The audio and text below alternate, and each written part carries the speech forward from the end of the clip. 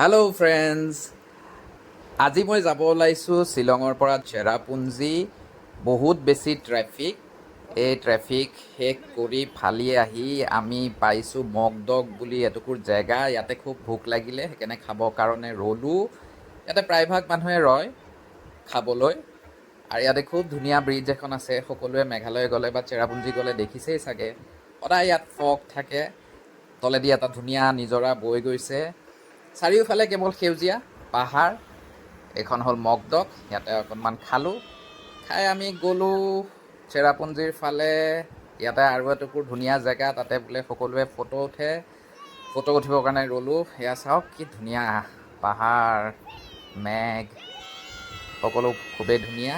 তাৰপিছত আমি আকৌ আমাৰ যাত্ৰা আৰম্ভ কৰিলোঁ আৰু আমি পালোঁ চেৰাপুঞ্জীৰ বিখ্যাত কিনৰেম ফলছ। এয়া হ'ল কিনৰেম ফলছ।